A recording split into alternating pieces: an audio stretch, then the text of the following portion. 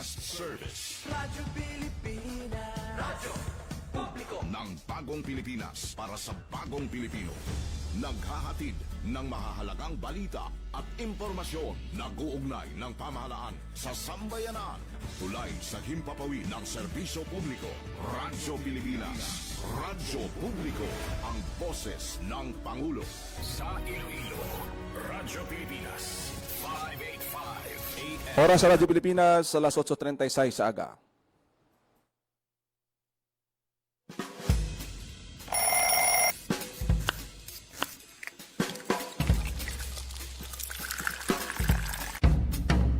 Aga sa Iloilo. Masako. Magahod. Mapagsik.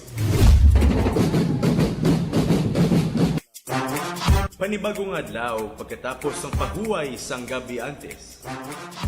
Bag-o nga paglaom.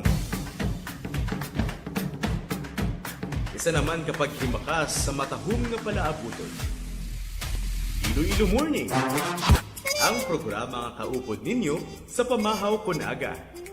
Magadulong sa labing ulihi nga balita, mga istorya halin sa Iloilo, kag iban nga bahin sang rehiyon, mga ginahuluhang balan, kag mga trending topic sa social media.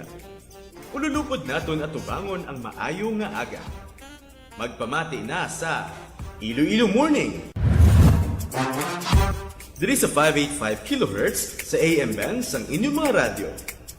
Radyo Pilipinas Iloilo, the only government radio station in Western Visayas.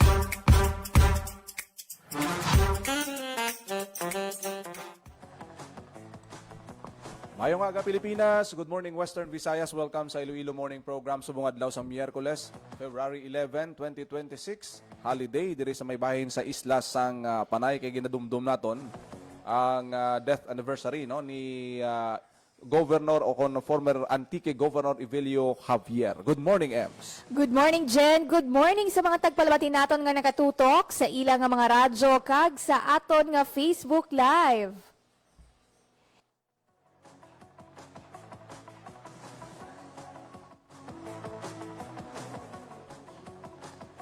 And basi matingala dyan ang mga kauturan nato, no? Subong nga adlaw sa nga Miyerkules, February 11, natingala sila kay ang iban nga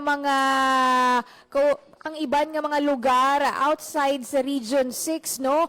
Ang ining holiday, ang Governor Evelio B. Javier Day, diri lang inaagi na sa ulog sa Isla Sang Panay, no? Pinaagi sa isa ka Republic Act nga nagadeklara nga isa ka special non-working holiday, no? Pinaagi sa Republic Act number 7601 kung sa diin ginadeklara ang Pebrero 11 kada tuig bilang isa ka special non-working public holiday diri sa Isla Sang Panay, agud dumdumo ng kontribusyon ni Governor Evelio B. Javier sa demokrasya kag kasaysayan diri sa Isla Sang Panay. Sa probinsya sang Antique, halos kada tuig nga mayara sing programa, wreath-laying ceremony nga ginapatigayon ang provincial government para tagaan sang honor si Anay Antique Governor Evelio Javier. Pangod man sing sining pagkabaganihan nga ginapakita. Kunita magsala 1986 ini siya na patay. Kag during that time no amo gitong ang peak sang EDSA People Power. Kag may mga insidente nga natabo dira sa may atubang mismo sang Kapitolyo mo sang Antique Provincial Capitol sa diin nga ini siya ang napatay kag ginluthang. Amo na nga wala klase subong pero importante dapat mahibaluan sang aton mga kulturan labi na mga lamharon naton nga mga ulihing tubo nga hindi lang nga wala sing klasik o kon wala kamo sang aktibidad wala sing opisina kundi mabala ninyo ang gamay nga history kag kilala ko ninyo kung sino si Anay Governor Evelio Javier. Para sa mga ulihing tubo naton, mahatag kita sa gamay nga mga trivia and facts dyan na tuhoy sa kay Evelio B. Javier, no? Ginbunag siya sang October 31, 1942 apang nagtaliwan ini siya sang February 11, 1986 no, and at that time nagserve siya bilang gobernador, one of the youngest governors sa bilog nga pungsod Pilipinas no. Ang ginakabig siyang isa no sa mga naghatag gid sang inspirasyon or nag-ignite pagid no sang balatsyagon sang mga kauturan naton hindi lang sa probinsya sang Antique but sa bilog nga isla sang Panay agud pa matukan man no ang ilang mga ginapangatubang nga pagpanghangkat at that time no sa ano lang siya 43 anyos no sang ginatiro siya dito sa may Antique sang February 11, 1986 no padalagan siya sa 1971 bilang gobernador sa probinsya sang Antique. Kagat that time, 28 anyos lang siya, no? And at that time, siya ang pinakabatang gobernador nga nagdaog, no? Sa 1984, amo to siya nagpadalagan siya bilang Lone District Representative tani, no? Sa regular batasang pambansa. Apang wala siya nagdaog kag nagpadayon ni what siya no sa iyang pila pagid ka mga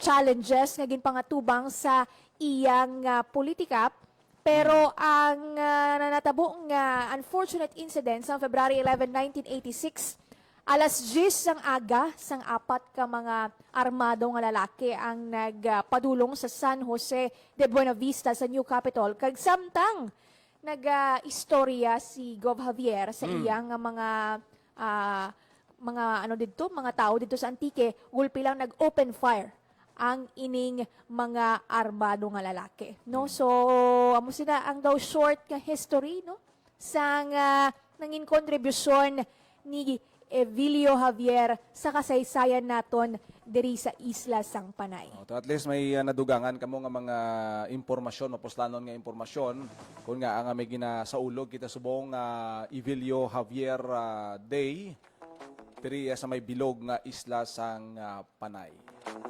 Anyways, no, diri sa may syudad sang Iloilo nagpahibaluman ang mga nagkalain-lain nga opisina sang gobyerno, no, nga basi malipat ang mga kauturan naton pero bangod isa subong ka non-working holiday sirado ang mga government offices kag iban pagid nga mga pampubliko nga opisina partikular dira sa may Iloilo City Hall so kung may mga transaksyon kamo may mga may mga luyag i-transact sa Iloilo City Hall no please take note nga sirado ang opisina sang Iloilo City Hall kag baga pa nung balik sila buwas nga adlaw. Mga operation sa mga naga-process ng ilang mga permits or kung ano pa, please take note nga sirado ang opisina sang Iloilo City Hall subong adlaw.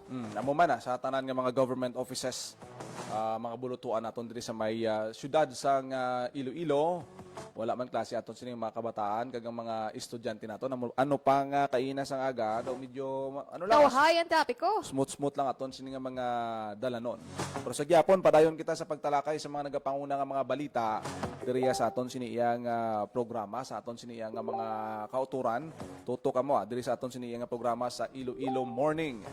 Anyways, from one legacy sang isa ka politiko, makadto kita sa isa pagid ka legacy sang isa man kakilala nga politiko, hindi lang diri sa may Iloilo kag sa isla sang Panay, kundi sa bilog nga pungsod Pilipinas. Diyan ang ginatumod ko amo si Big Man, former Senate President and Ilonggo Senator Franklin Drilon nga kahapon ginpakilala niya ang iya kaugaligon hindi nga isa ka politiko but isa ka author or manunulat sang iyang nga libro no ang iya nga libro nga nagalaragway sang iya nga kabuhi no kag ang iya nga halos masobra 3 ka dekada nga pagserbisyo bilang isa ka politika o politiko o kon public servant. So ang iya nga libro nga ginapangalanan niya nga Being Frank, a memoir, ang ginlunsar niya kahapon sa book launching sa mga katapo sang media diri sa may syudad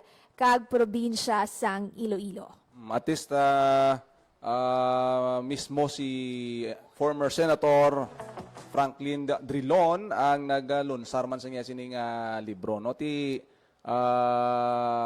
Sa aton sining mga kauturan, makadugang inisang inyong ihibalo sa kung ano ang mga nangin humble beginning ni former Senator Franklin Drilon. Kung makita ninyo subong matingala kamo nga may mga major projects kita diri, may mga kasubong kita sang Esplanade, may mga circumferential road kita.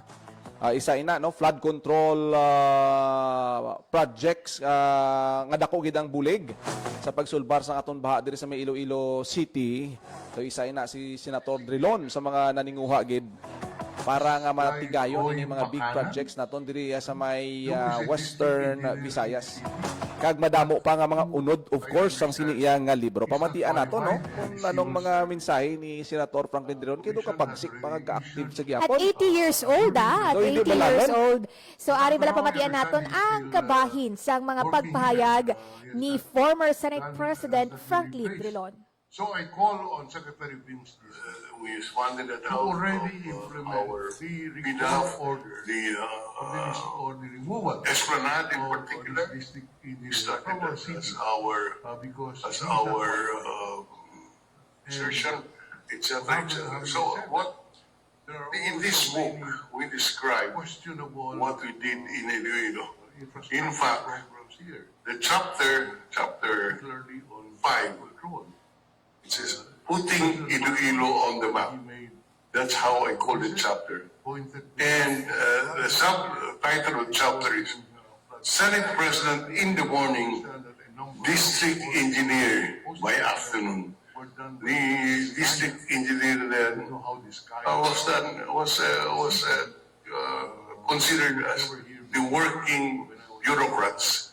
active in promoting This guy Roy Pacana, this guy was who is a district engineer in the city, but who I understand is not qualified, and the civil service of things about commission has already issued a ruling that he's not qualified.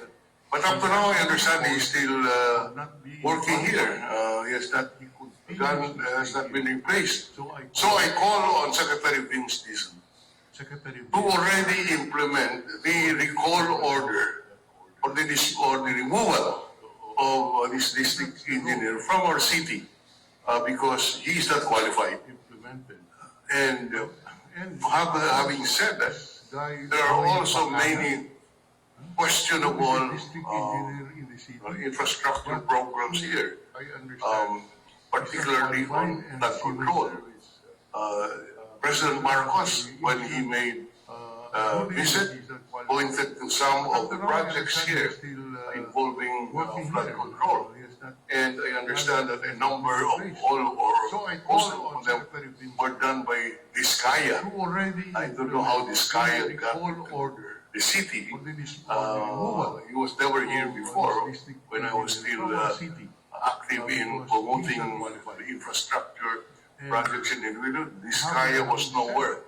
But suddenly here, Nabatian ang kabahin no sa pagpahayag ni former Senate President Kagalongo Senator Franklin Drilon. So may mga aside sa iyang mga mensahe no para sa iyang libro, may mga side comments pagyapon we know kung ano ka dako kaano ka productive ang nanging experience niya sa Senado, sa politika in a span of 34 years no. So mabalaan naton nga kay balo siya, no? How it works.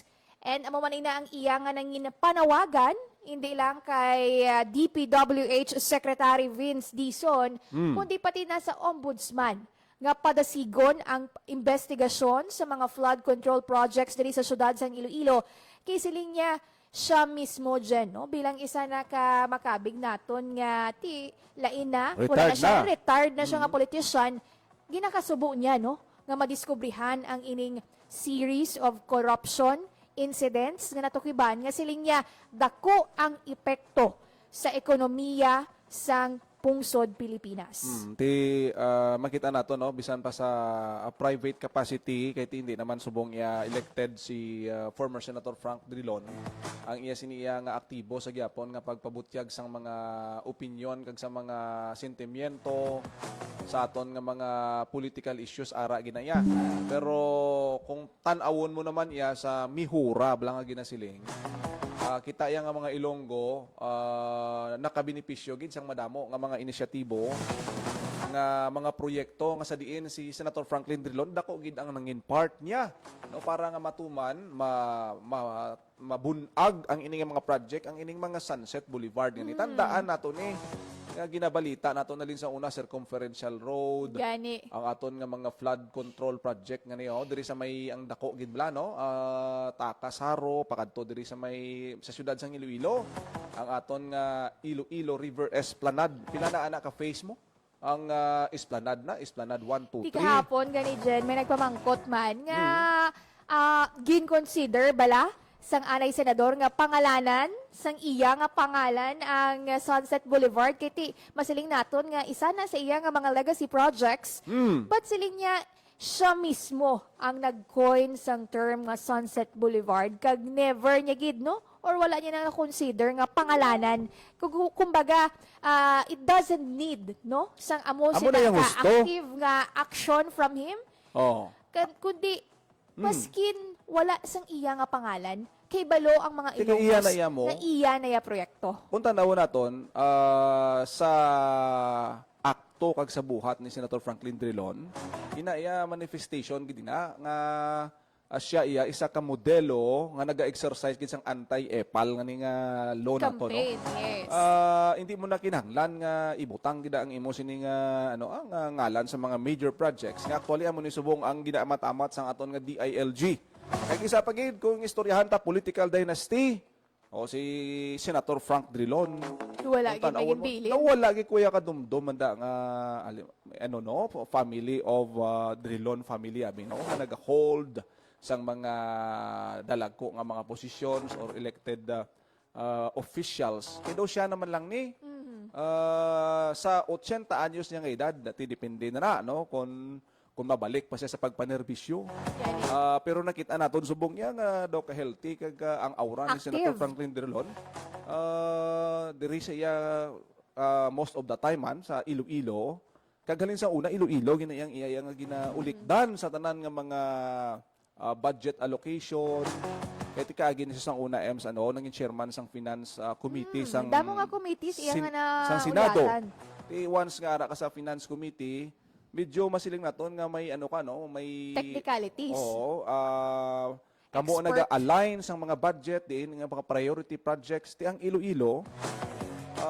Malapit sa iya nga tagipusoon kag nangin beneficiaryo gid no sang madamo nga mga proyekto kag kabay pa sa aton sini nga mga Ilonggo ma-utilize naton ini sing maayo maproteksyon na naton sa una kay tandaan ko gina sa una ang Iloilo River lang for example EMS no? Pero ti kahigko damo-damo sang informal squatters. settlers ang pag-revive sang Iloilo River nag-umpisa ina sa pagbutang sang mangrove planting pagbutang sang Iloilo River Esplanade ngati sa baylo nga ulaan mo basura kung ginpanami mo ang kilid sang suba makitaan mo nga ang healthy lifestyle na promote diri sa Iloilo City. Kag kung ikaw mahaboy sang panit sang dulce, kikitaan mo kung ano ka tinlo ang Esplanade. Tido hindi ka na lang, no masiling kay sulod ko na lang sa bulsa ko kay katinlo mo. So ang infrastructure, ang vision nga i-revive ang suba, nag-promote ini kag nakilalaan pag ang Iloilo River, kag amo ini subong kun nga ang Iloilo River Esplanade isa sa mga gin-awardan nga infrastructure nga ginakilala di kundi naka-create siya awareness kag ang in return ang mga Ilonggo naga-develop sila ang responsibility nga dapat tipigan ini halungan tinluan pero may mga salawayon gidaya nga gaula basura sa Sunset Boulevard kag ibanda naga vandalism amo na yung mga nami lagson kag pagsampulan sang lagson kag prisuhon. Amo na nga si former Senate President, no? Isa ka example. Kag kanami nga gina-example naton sa subong Jen, kadungan man sang holiday ni Evilio B. Javier. No nga nagapakita nga kung ang isa ka politiko may mihura, may aksyon, kag nagapakita nga deserving siya sa iya nga pwesto pinaagi sa pagpatuman sa mga proyekto kag programa nga nagabenepisyo sa mga iya nga nasakupan. Hindi na kinanglan nga i-reiterate pa ang iya nga pangalan. Kaya ang iya pa lang nga legacy, makita na naton loud and clear. No? Dumduman ko ang quote ni Evilio B. Javier nga, ano na gani, ang pwesto sa gobyerno, bukod ti, ano na gani, na it's not a seat, no, nga Hindi, ginapas. bukot burugasan. Burugasa, no? It's not Oo. something source of income naton, but privilege naton nga nakuha halin sa publiko. Dok, ano gina, ka timing, no? Ang iniman nga book launching, kag paagi sa pagbasa sini siguro maka-influence ini sa aton sini nga mga leaderes. Younger generations. Balan mo ang path, ang 30 years of service ni Senator Frank Drilon, hindi man nada sila nga perfect nga wala gid sang ano, no? Kundi as a politician, may agi ka ginaya sa may ano ginaya, may pagtayog, may mga challenges ginaya, pero at the end sang iya siniya nga pagpanerbisyo, makitaan mo iya ang mga mihura sa mga infrastructure kag mapuslan sang tawo. Ang pinaka-importante, ang napuslan sang tawo, nakalabot sa tawo ang mga projects kag hasta subong, no? Ang long-term effect niya, ang development nagasanga-sanga kumbaga, no? Ang ining mga projects naton diri sa may syudad sang Iloilo. Sila ni gani, let the history be the judge kuno, no? Kita, ang kasaysayan, kag publiko, ang magserbe nga hukom. Kun bala, insakto ang iya nga mga naubra, kag mga ginbilin nga legacy, no? So, kabay pa nga dumdumon sang aton nga mga tagpalamati, mga kabataan naton, ang legacy nga ginbilin ni Evilio B. Javier. And kung may chance ka mo nga makabakal sa nga libro ni Senate President Franklin Drilon, why not, no? Kag tun-an naton ang iya Ang nga pabangkot, biography. pila ka copies niya. Ang- Kag diin ini available. Ang ining copies ya, mo pa na subong ang kalma-kalma lang anay kita diri sa Iloilo kay kinanglan pa nila mag-reprint, no, sang dugang pagid nga copies kag isa pagid ka separate pagid ka book launching kung saan o ini mangin available. Ay mo ni Kung mabakal. pwede gani. Mga no? library nato ni kagang mga Pwede pahamtaon sa mga libraries naton, may mga learning centers kita nga ginbuksan. Basi pwede I'm sure mahatag ang si Senator Franklin Drilon kag maka-share man, no, sa mga kauturan naton, especially ang mga younger generation. Kita mo ni mga partner nga mga publisher, mga Yes. manog printas ang ano, gina-arrange na lang na siguro Kay Ulat-ulat lang kita. mabangita kita, mabasa Mga kita. 200 plus pages kag mga 5 to 6 chapters sa ang iya sininga libro. Philippine Standard Time, alas 8:58 na sang aga. Wala na sang oras diri sa programa Iloilo Morning. Sino mga live viewers naton? Da Jen, good morning lang da. Si Ma'am Pax Libertas, si Ma'am Lorena Santiagudo. Ma'am, good morning gid sa aton sini nga mga FB Good live morning. viewers. Sir Gio Morales, sa tanan naton nga nagaupod sa aton sini nga programa. Salamat gid kag enjoy nyo da ang inyo sini nga rest day sa mga wala sang trabaho kag opisina subong nga adlaw. Thank you gid sa mga live viewers naton kag sa tanan nga nagapamati sa ilang nga radyo. Sa kinaandan kami ang inyo alagad Janelle Baclay, kag Emerald Santiagudo until buwas liwat diri lang sa Iloilo Iloilo Morning. Morning.